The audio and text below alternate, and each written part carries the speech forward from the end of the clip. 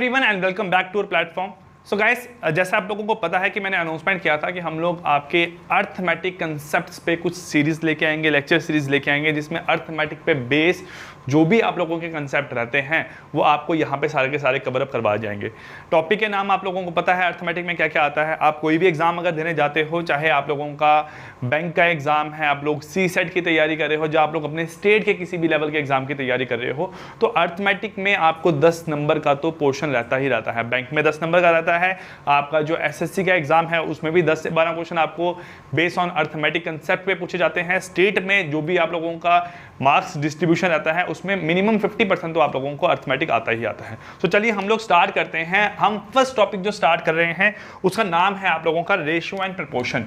Ratio and proportion इसलिए मैं start कर रहा हूं क्योंकि पहला टॉपिक है, बेसिक टॉपिक है, ये आपका हर एक चैप्टर में काम आने वाला है। तो आप लोग आराम से बैठकर पूरा कंसेप्ट सुनना है। यहाँ पे रेशो का कंसेप्ट क्या है, अभी हम रेशो पे ही बात करेंगे कि रेशो क्या है, रेशो हम लोग क्यों इस्तेमाल में लेके आते हैं, ठीक है, फ्रैक्शन क्या है, रेशो को लीनियर फॉर्म में ही लिखना जरूरी क्यों है, ये सब चीजें हम लोग यहाँ पे सारी की सारी आप लोगों की पढ़ेंगे। तो पहला क्वेश्चन जो है वो आप लोगों के दिमाग में यही अराइज होता है कि सर व्हाट इज रेशो, की हमारे पास जो रेशो है वो एक्चुअल में है क्या।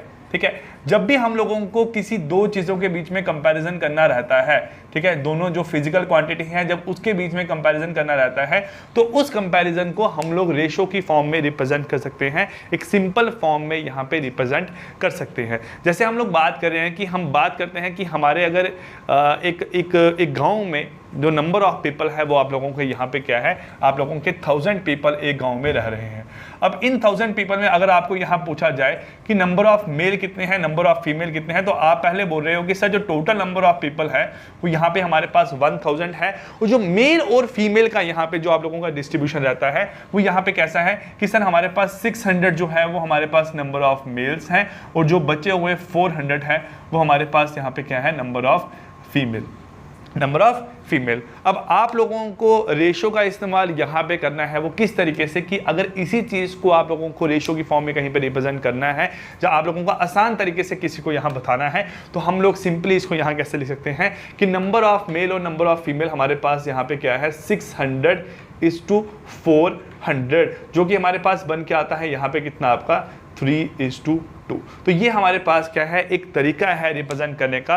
रेशो जो है वो इस्तेमाल होती है दो फिजिकल क्वांटिटी के कंपैरिजन के लिए। जब मेल और फीमेल को यहाँ पे आप लोगों ने कंपेयर करना है तो आप उसको यहाँ पे इस तरीके से रिप्रेजेंट करोगे। इतनी बात आप लोगों को यहाँ पे क्लियर हो रही है। अब यहाँ पे जब हम रेशो की बात करते हैं तो रेशो के साथ साथ हमें यहाँ कुछ चीज़ें आप लोगों को समझानी है ज़रूरी। वो हमें क्या समझाना चाहता हूँ, यहाँ देखो आप लोग।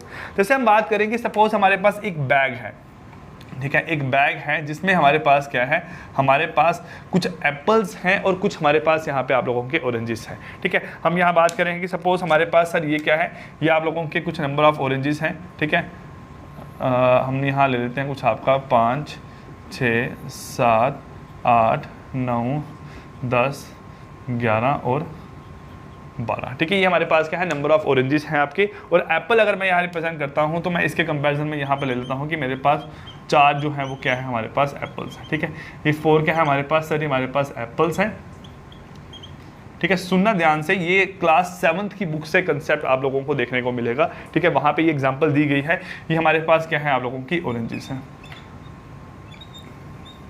ठीक है, अब देखो यहाँ पे अगर आपको यहाँ पूछा जाए कि आपके नंबर ऑफ एप्पल्स कितने हैं, तो आप सिंपली बोलोगे कि सर हमारे पास 4 जो है वो यहाँ पे क्या है, आपके एप्पल्स हैं। और यहाँ पे अगर आपको पूछा जाए नंबर ऑफ ऑरेंजेस कितने हैं, तो आपके पास कितने हैं, यहाँ पे 12 नंबर ऑफ ऑरेंजेस हैं। तो सिंपली अगर यहाँ पूछा जाए, आपको बताओ कि रेशो ऑफ किसका, यहाँ पे आपका apple is to oranges, apple is to oranges, तो आप लोग सिंपली क्या बोलोगे, 4:12 जो है वो हमारे पास क्या है, एप्पल और ऑरेंज का क्या है, आप लोगों का यहाँ पे रेशो है। अब 4:12 तो आप लोग देखने में अच्छा लग रहा है, बट रेशो को हम लोगों को सिंपल फॉर्म में लेके आना है। एक तो लीनियर फॉर्म में रखना है। देखो रेशो को आप लोगों को याद रखना है कि रेशो कैसी होनी चाहिए। सर सबसे पहले रेशो हमारे पास क्या होनी चाहिए, ईजी रेशो होनी चाहिए। ठीक है, ईजी होने चाहिए।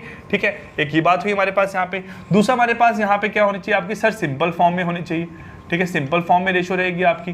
थर्ड हमारे पास यहाँ पे क्या है, आप लोगों की लीनियर फॉर्म में होनी चाहिए। ठीक है, लीनियर फॉर्म में होनी चाहिए, और फोर्थ हमारे पास यहाँ पे क्या है, ये आप लोगों की अंडरस्टैंडेबल होनी चाहिए कि आप लोग किसी भी बंदे को अगर समझाना चाहो तो आप लोग उसको आराम से समझा सकते हो।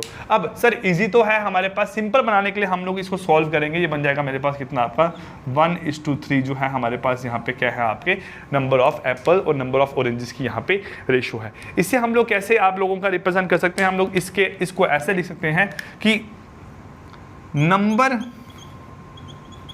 Of oranges is 3 times of number of apples। ठीक है, number of oranges is 3 times of number of Apple. एक ये हुआ यहाँ पे इसको तरीका लिखने का, जहाँ आप यहाँ इसको ऐसा लिख सकते हो। दूसरा तरीका क्या है लिखने का, देखो अब मैंने ऑरेंजेस को रिप्रेजेंट किया इन टर्म्स ऑफ एप्पल में, अगर मैं एप्पल को रिप्रेजेंट करूंगा इन टर्म्स ऑफ ऑरेंजेस तो यहाँ पे ऐसे लिखूंगा कि number of apples is 1/3 of number of oranges. जो नंबर ऑफ एप्पल्स हैं वो हमारे पास यहाँ पे क्या है, वो equal to 1/3 of number of oranges है यहाँ पे आप लोगों का। ठीक है, तो ये छोटे छोटे से कंसेप्ट है जो कि आप लोगों को ध्यान में होने चाहिए। अब जब इसके आगे हम लोग मूव करते हैं तो देखो रेशो, और जो आप लोगों का रेशो के साथ साथ आपका यहाँ फ्रैक्शन भी काम में आया। तो आपको एक चीज का ध्यान रखना है कि सर जो रेशो है और जो फ्रैक्शन है और जो परसेंटेज है, ये तीनों चीजें आप लोगों की आपस में इंटरलिंक करती है। वो कैसे इंटरलिंक करती है यहाँ पे आप लोग देख सकते हो। देखो एक सिंपल से एग्जांपल लेता हूं, सपोज हमारे पास यहाँ पे क्या है आप लोगों का 20% है, हमारे पास यहाँ पे क्या है आपका 20% है।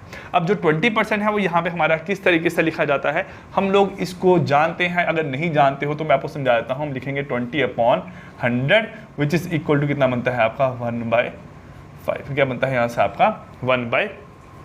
ये तरीके से आपने इसको लिख दिया। अब यहाँ पे इसको हम लोग लिखने का एक और तरीका है, वो क्या है आपका 1:5। अब ये तीन तरीके से हम लोगों ने 20% मतलब परसेंटेज को हम लोगों ने दो और तरीके से रिप्रेजेंट कर दिया। एक तरीका क्या था आप लोगों का फ्रैक्शन, और एक तरीका हमारे पास यहाँ पे क्या था आप लोगों का रेशो। कोई भी आप लोग यहाँ से उठा लो, जैसे मैं सपोज यहाँ से लेता हूँ आपका 25%, जिससे मैं सिंपली आपका लिख सकता हूँ 1/4, और जिसको मैं इन टर्म्स ऑफ रेशो लिख सकता हूँ आपका 1:4। क्या लिख सकता हूँ यहाँ पे आपका 1:4 यहाँ पे इसको लिख सकता हूँ। और कोई तरीका देखते हैं सर, और जैसे हम एग्जांपल देखते हैं 33 1/3% जो है उसे मैं यहाँ से लिख सकता हूँ आपका 1/3 विच इज़ इक्वल टू 1:3। क्या लिख सकता हूँ यहाँ से आपका 1:3। एग्जाम्पल देखते हैं, जैसे आपको यहाँ दिया हो Ram is earning, Ram is earning 14.2/7% more than Shyam। ठीक है, कितना अर्न कर रहा है 14.2/7% मोर देन श्याम। तो यहाँ पे इसको देखो, जैसे मैंने आपको यहाँ समझाया 1:3, अगर मैं 1:3 को लिखता, अगर आपका बेटा 1/3 लिखता तो ये क्या बनता आपका, सर ये बनता आपका एक एप्पल है, और एक एप्पल के कंपैरिजन में ये क्या है मेरे पास आप लोगों का एक ऑरेंज है। ठीक है, क्या है यहाँ पे आपका एक क्या है मेरे पास ऑरेंज है। ठीक है, अब यहाँ पे जहाँ सिंपली देखो Ram is earning 14.2/7% of Shyam. ठीक है, ये एग्जांपल ही हमने यहाँ पे आपकी।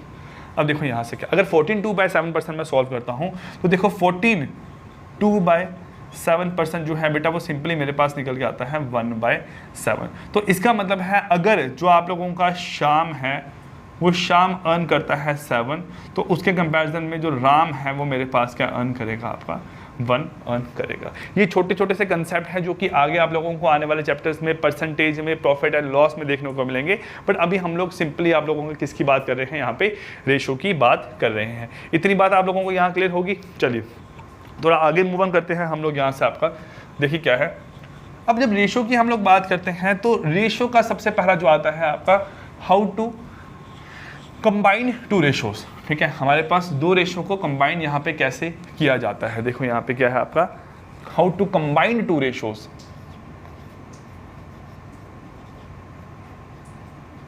Combined ratios. ठीक है, हम लोग दो रेशो को यहाँ पे कंबाइंड कैसे करते हैं। देखो जब रेशो को कंबाइन करने की बात आती है तो आप लोगों को दिमाग में एक बात रखनी है, वो क्या है, देखो रेशो कंबाइन जब हम लोग करेंगे तो आपको पहले तो यहाँ पे ये देखना है कि दो रेशो आपकी यहाँ पे है कैसी। देखो अगर सपोज मेरे पास फर्स्ट रेशो दी गई है आपकी A:B के फॉर्मेट में, तो मेरे पास क्या है आपकी 2:3 दी गई है। दूसरी मेरे पास यहाँ दिया गया है C:D, जो मेरे पास क्या है आपकी 4:5 दिया गया है। अब देखो यहाँ पे अगर मैं बात करूँ इन दोनों रेशोज़ की, तो इन दोनों रेशोज़ को हम लोग अगर कंबाइन करने लगेंगे तो यहाँ पे इन दोनों रेशो को कंबाइन करना पॉसिबल नहीं है। वो क्यों पॉसिबल नहीं है? क्योंकि दो रेशो को कंबाइन करने के लिए जब भी आप लोगों को किसी के बीच में रिश्ता बनाना होता है कुछ तो कुछ यहाँ पे बीच में क्या होना चाहिए, कॉमन होना चाहिए। वैसे यहाँ पे अगर हम देखेंगे तो AB यहाँ पे है, यहाँ पे C और D है, तो दोनों रेशो में कुछ कॉमन नहीं है, तो यहाँ पे इन दोनों को कंबाइन करना पॉसिबल नहीं है। याद रखना हमेशा जब आप लोगों को रेशो को कंबाइन करना है तो कुछ एक एलिमेंट दोनों के बीच में क्या होना चाहिए, आप लोगों का कॉमन होना चाहिए। अब यहाँ पे मैं इस क्वेश्चन को चेंज कर रहा हूँ, ये मेरे पास क्या है आपका A:B और ये क्या है आपका यहाँ पे सपोज ये B:C है, ये आपको दिया गया है यहाँ पे 3:5 दिया गया है।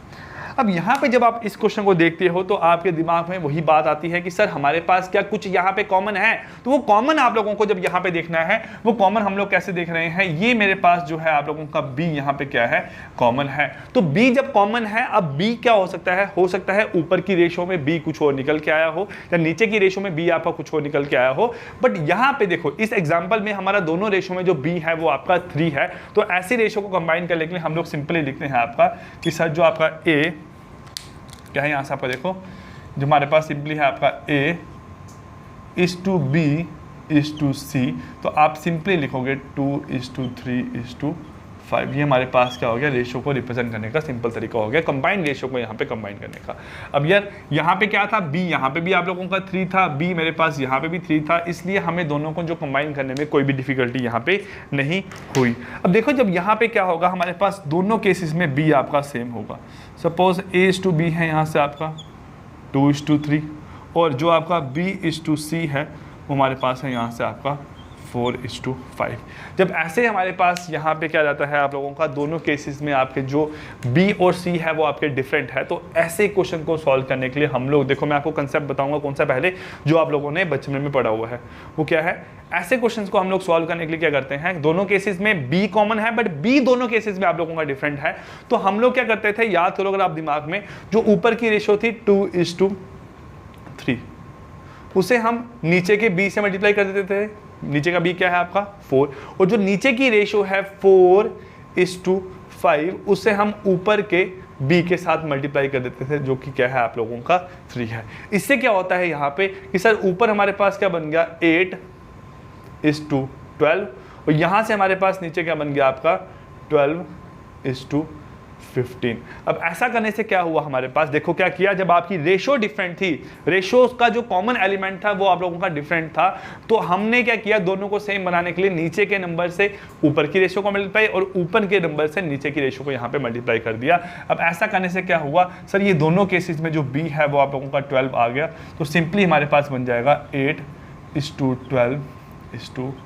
क्या बन जाएगा आपका यहाँ पे 8:12:15। कंसेप्ट आप लोगों को पता होगा, बट मैं अब आपको शॉर्टकट यहाँ बताने जा रहा हूँ। हम लोग क्या करते हैं, सिंपली लिखते हैं A:B:C, ऊपर की रेशो है आपकी 2:3 और नीचे की रेशो है यहाँ से हमारे पास क्या 4:5। ठीक है, 2:3 ऊपर की रेशो है और 4:5 हमारे पास क्या है यहाँ पे नीचे की रेशो है। जब ऐसा निकल के आता है तो हम लोग यहाँ से क्या करते हैं, आप लोगों का सर जो 3 है वो 7 वाली जगह पे लिख दो। देखो ऊपर की रेशो मैंने यहाँ लिखी, नीचे की रेशो मैंने यहाँ लिखी। अब जो जो प्लेसेस खाली आप लोगों को देखने को मिल रही है उसके साथ का जो नंबर है वो वहाँ पे आप लोग नोट डाउन करते रहो। जब उसको नोट डाउन करेंगे तो अब हम सिंपली इसको सॉल्व करेंगे, बनेगा आपका 8, मल्टीप्लाई करेंगे यहाँ पे दोनों को, ये बनेगा 3 4 12 और 3 5 15। ये हमारी रेशो यहाँ पे इजीली सॉल्व आउट होके आ गई। ठीक है, और देखते हैं हम लोग यहाँ पे एग्जाम्पल के तौर पे हम लोग यहाँ लेते हैं आपका कि सर सपोज हमारे पास जो A:B है वो हमारे पास दिया गया है 5:7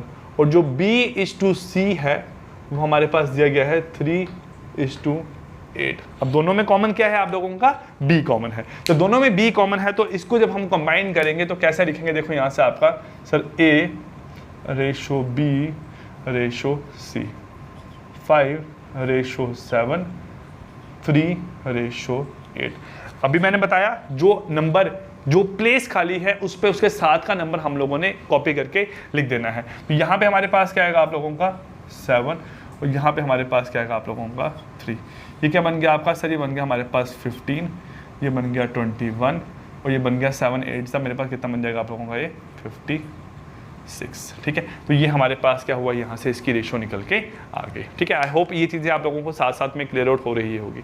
अब आपने जब रेशो निकालनी है तो लास्ट में ध्यान ये रखना है कि कोई भी यहाँ पे नंबर जो है वो तीनों में कॉमन ना हो, मतलब हम लोग काट नहीं सके यहाँ पे। अगर मैं इसको 3 से काटूंगा तो 5 बचेगा, इसको 3 से काटूंगा तो बचेगा आप लोगों का 7, बट ये आप लोगों का 3 से कटेगा नहीं, ये 2 से नहीं कटेगा, ये भी 2 से नहीं कटेगा, ये आप लोगों का 2 से कट जाएगा, ये 7 से नहीं कटेगा, ये 7 से कटेगा, ये 7 से कट जाएगा। तो आप लोगों ने ध्यान रखना है जब कभी रेशियो ऐसी आए, सपोज कहीं पे सॉल्व करके आपका आंसर से बन के आएगा A:B:C बनेगा 9:12:18, ऐसे कुछ आप लोगों का बन के आए, तो ऐसे क्वेश्चन में आप लोगों ने ध्यान रखना है कि जो तीनों में करता होगा 3 3 9, 3 4 12 और 3 6 18, तो 3:4:6 आप लोगों ने आंसर वहाँ पे लिख देना है। आई होप ये चीज़ आप लोगों को यहाँ पे क्लियर आउट हुई होगी। एक और एग्जांपल हम लोग यहाँ पे देखते हैं आप लोगों को।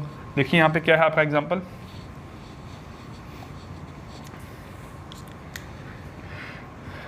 A:B दिया गया है हमारे पास, कितना आपका सर 2:3 दिया गया है। B:C हमारे पास यहाँ पे दिया गया है आपका कितना 4:5 दिया गया है, और C:D हमारे पास यहाँ पे क्या दिया गया है आपका 6:7 दिया गया है। जब अब यहाँ पे क्या है, यहाँ पे 2 रेशो को नहीं, हमें 3 रेशो को यहाँ पे कंबाइन करना है। तो 3 रेशो को कंबाइन करने का सर तरीका तो सेम ही रहेगा ना आपका, बट आप लोगों को यहाँ पे क्वेश्चन को सॉल्व करने के लिए सबसे पहले क्या लिखना है, लिखना है A:B:C:D, ये लिखा है यहाँ पे आप लोगों ने ऐसे। ठीक है, तो क्या बना यहाँ से आपका सर, ये बन गया आपका 2:3, ये बन गया आपका 4:5, ये बन गया आपका 6:7। लिखना कैसे है आप लोगों ने, नीचे नीचे लिखना है, ये नहीं कि आप लोग एक ही साथ लिख दोगे तो आपका यहाँ पे ये ओवरलैप कर जाएगा। तो आपको यहाँ पे इसको अलग अलग तरीके से ऐसे ऐसे लिखना है, अलग अलग रोज में लिखना है। जब ये किया हमने यहाँ पे, तो अब देखो हमारे पास क्या है। सेकंड क्या था सर, जो जगह खाली है उस जगह पे 7 का नंबर रिपीट कर दो। 3 यहाँ आएगा, 3 यहाँ आएगा, 5 यहाँ आएगा, 4 यहाँ आएगा, 6 यहाँ आएगा और 6 ही यहाँ पे आएगा। जब हम लोगों ने इसको ऐसे लिख दिया तो अब देखो हमने करना क्या है, मल्टीप्लाई। सर 2 4 8, 8 6 हमारे पास कितना बन जाएगा यहाँ से आप लोगों का 56, कितना बन जाएगा आप लोगों का यहाँ पे 56। 8 7 56, 8 8 64, सॉरी आपका 8 8 6 48 बन जाएगा आपका यहाँ से। ठीक है, ये बन जाएगा आपका 3 4 12, 12 6 बन जाएगा आप लोगों का यहाँ पे 72, 3 5 15, 15 6 हमारे पास यहाँ पे बन जाएगा 90, और 3 5 15, 15 7 बन जाएगा आप लोगों का 105। तो इस तरीके से हम लोग जो है आपकी रेशियोज को कंबाइंड करेंगे। आई होप आप लोगों को रेशियो को कंबाइन करना यहाँ पे आ ही गया होगा। अब रेशियो को कंबाइन करने के बाद हम लोग जब है आगे मूव करते हैं तो हमारे पास क्या निकलता है आपका फ्रैक्शन में रेशो को हम लोग कैसे सोल्व करते हैं। देखो 3 तरह की रेशोज रहती हैं आप लोगों की। ठीक है, एक है आपकी, जैसे मैं बात करूं, मतलब मैंने नाम दिए हैं सिंपल रेशो, जो मैंने अभी दिखाई आपको सिंपल रेशो कैसी होती है। ठीक है, सिंपल रेशो कैसी है आपकी सर, सिंपल रेशो आपकी ऐसी है जिसमें हम लोग क्या लिखते हैं आपका, जो ऐसे है आपका लिखने का तरीका 2:3। फिर फ्रैक्शन रेशो क्या बनती है आप लोगों की, फ्रैक्शन रेशो में रेशोज भी फ्रैक्शन में होती है, जैसे 1/2:1/3, इस तरीके से आप लोगों को फ्रैक्शन में रेशो दी हुई होगी। ठीक है, देखो अब यहाँ पे हम लोग क्या करेंगे। अब जब सिंपल रेशो है हमारे पास, तो सिंपल रेशो हम लोग यहाँ कैसे लिखते हैं 2:3 के फॉर्म में। हमें याद रखना है कि जो आपकी रेशो है, ratio should be in linear form, ratio should be in linear, should be in linear form. ठीक है, रेशो हमेशा हमारे पास लीनियर फॉर्म में होनी चाहिए। देखो फ्रैक्शन में रेशो को तो लिखा है, लेकिन रेशो को लिखने का जो तरीका है, जैसे हम लोग बात करते हैं ना क्वाड्रेटिक इक्वेशन में लिखते हैं ax² + bx + c, standard form जो है, तो रेशो भी आप लोगों की जो स्टैंडर्ड फॉर्म है वो आपकी लीनियर फॉर्म है। तो अगर आपको कहीं पे ऐसा दिया गया है कि सर A:B जो है वो यहाँ पे कैसा है आपका 1/2:1/3 है, तो इसे आपको लीनियर फॉर्मेट में लाने के लिए क्या करना है सर, 3 को यहाँ और 2 को यहाँ, तो बन जाएगा कितना आपका 3:2 बन जाएगा। क्या बन जाएगा आपका 3:2 बन जाएगा। सपोज आपको A:B यहाँ पे क्या दिया गया है, यहाँ दिया गया है 1/4:2/7, ठीक है 1/4:2/7। तो क्या करेंगे हम लोग सर, 7 को यहाँ मल्टीप्लाई, 1 7 जा 7 और 2 4 जा 8, ये बन गई यहाँ पे इसकी आपकी सिंपल फॉर्म, ठीक है लीनियर फॉर्म बन गई यहाँ पे। अब फ्रैक्शन में क्या होता है, यहाँ पे तो दो आपको रेशोज दी गई हैं, दो एलिमेंट के बीच में कंपैरिजन दिया गया है, बट अगर कंपैरिजन भी आप लोगों का 3 एलिमेंट के बीच का हो तो हम लोग यहाँ पे क्या करेंगे, देखो आपका सर सिंपली A:B:C जो है, अगर आपको दिया गया है 1/2 1/3 1/4, ऐसे आप लोगों को यहाँ पे जब दिया गया है तो इस तरह से क्वेश्चन को सॉल्व करने के लिए आप लोगों को थोड़ा सा अपना दिमाग यूज़ करना पड़ेगा। वो दिमाग कहाँ पे लाई करता है आप लोगों का, एलसीएम के लिए। अगर आप लोगों को एलसीएम आता है तो आप लोग इस क्वेश्चन को इजीली सॉल्व आउट कर दोगे। अब एलसीएम करना क्या है, जो भी तीनों का डिनोमिनेटर है, देखो रेशो को सॉल्व करने के लिए, एक फ्रैक्शन रेशोज को आपको सॉल्व करने के लिए क्या करना है, हमें सिंपली तीनों जो आप लोगों के एलिमेंट्स हैं उन तीनों का जो डिनोमिनेटर है वो यहाँ पे सेम कर देना है। अब तीनों का डिनोमिनेटर हम लोग सेम कैसे करेंगे, सपोज एक मेरे पास है 1/2, एक है आपका यहाँ पे 1/3 और एक है यहाँ से आपका 1/4। तीनों का डिनोमिनेटर अगर यहाँ देखा जाए तो एलसीएम जो है 2, 3 और 4 का एलसीएम आप लोगों को निकालना आता होगा। सर 2 का, 3 का और 4 का एलसीएम, 2 जा 1 जा 3 जा और 2 जा 2 जा 1 जा 3 जा और 1 जा 3 जा 1 1 और 1 जा, तो 2 × 2 × 3 जो है वो आप लोगों का 12 मेरे पास यहाँ पे इसका एलसीएम निकल के आया। तो एलसीएम जब आप लोग यहाँ निकालोगे सही तरीके से, तो एलसीएम निकालने के लिए सर देखो हमने क्या किया, 12 आप लोगों का एलसीएम निकल के आया, मतलब तीनों का डिनोमिनेटर हमने लिया, तीनों के डिनोमिनेटर का हम लोगों ने एलसीएम निकाला। तो आप सिंपली मान के चलो कि तीनों के बेस में आप लोगों को 12 लेके आना है। अगर तीनों के बेस में 12 आएगा तो आपका नीचे का 12 जो है वो यहाँ से कट जाएगा, तो जो रेशो बचेगी वो सिर्फ आपकी ऊपर की वैल्यू बचेगी, ठीक है। देखो अब जब नीचे तीनों का 12 आ गया, सर इस 2 को 12 लिखने के लिए मैंने यहाँ पे क्या किया, मैंने यहाँ पे मल्टीप्लाई किससे किया, आपका 6 से, क्योंकि 2 6 12 बनेगा। तो जब नीचे मैंने 6 से मल्टीप्लाई किया तो ऊपर भी 6 से मल्टीप्लाई करना पड़ेगा, बन जाएगा आप लोगों का यहाँ पे क्या 1 6 6। सेम यहाँ पे 3 को 12 बनाने के लिए मैंने क्या किया, मल्टीप्लाई बाय किया आपका 4 किया, क्या किया मल्टीप्लाई बाय 4 किया। तो नीचे अगर 12 3 × 4 = 12 हुआ तो ऊपर 1 × 4 मेरे पास कितना होगा 4 हो जाएगा। थर्ड देखते हैं, अगर नीचे 4 था, 4 को मैंने 12 बनाया तो मल्टीप्लाई बाय 3 किया, तो ऊपर भी यहाँ मल्टीप्लाई बाय 3 करना पड़ेगा। तो 6:4:3 हमारे पास यहाँ पे क्या निकल गई, आप लोगों की रेशो निकल के आ गई। और एग्जांपल हम लोग यहाँ देखते हैं, जैसे हमारे पास दिया गया है A:B:C, क्या दिया गया है हमारे पास 1/4 1/5 और 1, और यहाँ पे कुछ और ले लेते हैं हम लोग ना, 1/4 2/5 और 4/7, ठीक है। ये हम लोगों ने यहाँ पे आपकी फ्रैक्शन टर्म्स ले ली। अब इस रेशो को सॉल्व करने के लिए हम लोग क्या करेंगे, पहला मैंने स्टेप क्या बताया, तीनों का एलसीएम लेना है, तीनों डिनोमिनेटर का एलसीएम। तीनों डिनोमिनेटर 4 5 और 7 है, तो इसमें कुछ कॉमन तो नहीं आएगा आपका। देखो यहाँ पे क्या था, एक एलसीएम 2, एक नंबर 2 था, एक 3 था, एक 4 था, तो आपका 2 कॉमन आ सकता है, इसलिए हम लोगों ने एलसीएम निकाला। यहाँ पे एलसीएम निकालने के लिए तीनों को सिंपली हमें मल्टीप्लाई करना पड़ेगा। 4 × 5 = 20, 20 × 7 मेरे पास कितना बनता है 140। तो नीचे मेरे पास यहाँ पे क्या आ गया, आपका 140 आ गया, यहाँ पे भी नीचे क्या आ गया आप लोगों का 140 आ गया, यहाँ पे भी नीचे क्या आ गया आप लोगों का 140 आ गया। जब आप लोग 3-4 क्वेश्चन प्रैक्टिस करोगे तो आप लोग सिंपली ये वाला स्टेप जो है वो हट जाएगा आप लोगों का, आप सिंपली ऐसे ही लिख लोगे। मतलब ये 140 नीचे लिखना ना, ये आप लोगों को लिखने की जरूरत ही नहीं पड़ेगी, क्योंकि आपको पता है कि नीचे 140 ही आने वाला है, ठीक है। देखो यहाँ से 4 5 = 20, 27 बन गया आपका 140। तो हमने क्या किया सर, इसको 140 बनाने के लिए हमने क्या किया सर, मल्टीप्लाई बाय क्या किया आपका यहाँ पे मेरे पास 35 से मल्टीप्लाई किया, तो ऊपर भी 35 से मल्टीप्लाई करना पड़ेगा, है ना। यहाँ पे 5 को 140 बनाने के लिए मैंने क्या किया सर, मल्टीप्लाई बाय 28 किया, तो ऊपर भी 28 से मल्टीप्लाई करना पड़ेगा, तो 228 से कितना बन जाएगा आप लोगों का यहाँ पे 56 बन जाएगा। 7 को 140 बनाने के लिए हमने क्या किया, यहाँ पे मल्टीप्लाई बाय 20 किया, तो 420 से कितना बन गया यहाँ से आप लोगों का 80 बन जाएगा। तो सिंपली हमारे पास 35:56 1:80, ये हमारे पास यहाँ पे तीनों का क्या निकल के आ गया आप लोगों का, आपकी रेशो निकल के आ गई। छोटे छोटे से कंसेप्ट हैं बट कंसेप्ट आप लोगों को पता होने चाहिए, तभी आप लोग जो है क्वेश्चन सॉल्व आउट करोगे। देखो एक तो ही सिंपल आपकी रेशो, एक होगी फ्रैक्शन की फॉर्म में, और एक हो गया जब आप लोगों के 3 एलिमेंट हो गए इन केस ऑफ फ्रैक्शन की फॉर्म में, ठीक है। और हम लोग देखते हैं रेशो कैसी कैसी आप लोगों को देखने को मिलेगी आगे आने वाले टाइम पे। देखो यहाँ पे क्या है आपका, नाम नहीं है कुछ इनके, बट ये आप लोगों को चीजें मैं समझाने जा रहा हूं अभी।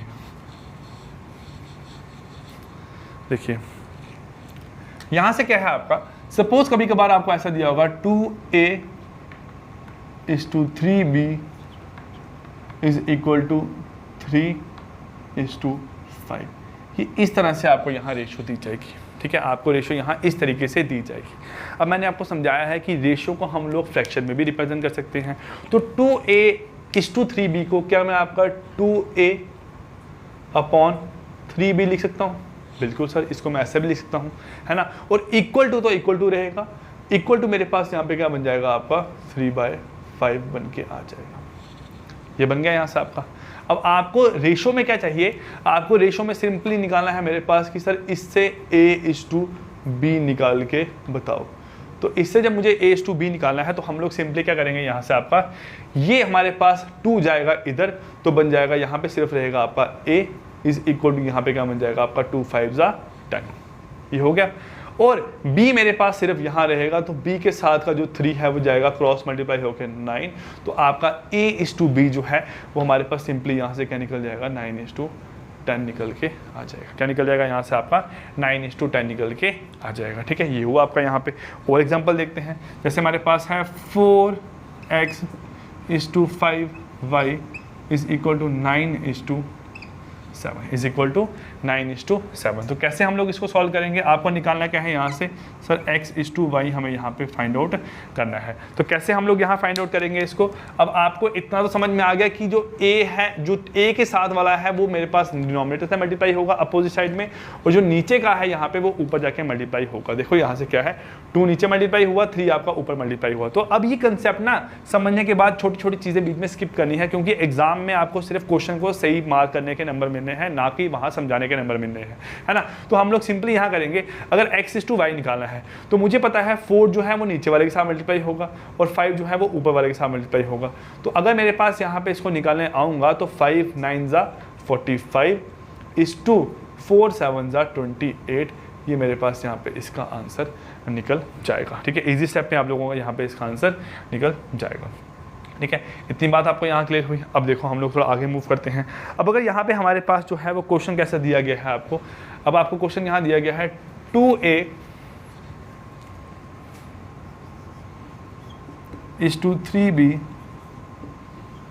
is to 4c, ठीक है।